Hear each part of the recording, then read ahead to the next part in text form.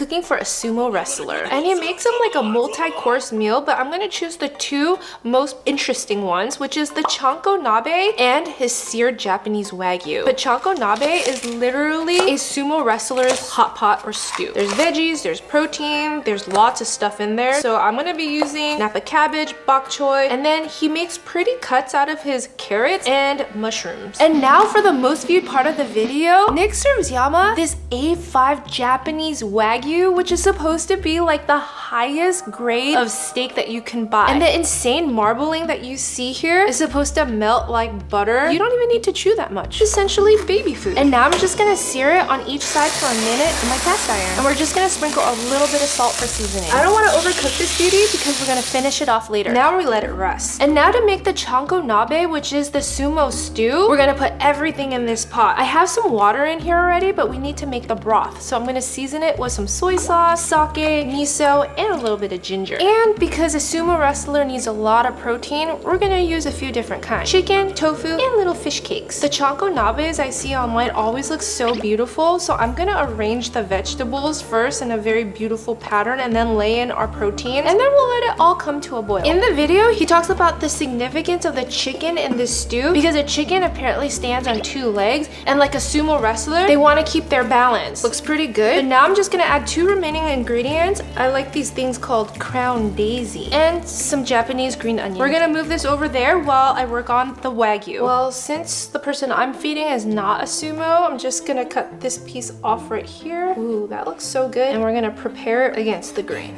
Although I'm not really sure which way the grain is because it's very marbly. Then he sears his Wagyu with a blowtorch, and then he adds a little garnish, red onion, and radish shoots. And now I have all this food that I've made fit for a sumo wrestler. I don't have a sumo, but I do have cameraman. Oh, cameraman! This is a Cho Nab that's fit for a sumo wrestler. What are you trying to say? You're almost there. And some A5 Japanese Wagyu. Oh, hi. Well, if you're gonna go fight, I would say that you have to stand on your two legs and have the chicken Cho Nab first. Now try the Wagyu. It was $60. 60 bucks? Melts in your mouth. Does it really? Try it. It's not bad. I like it. I think the sumo meal should get around 9 out of 10. Maybe for a sumo wrestler, but for me, I think it's 8 out of 10. I guess I just don't have expensive taste.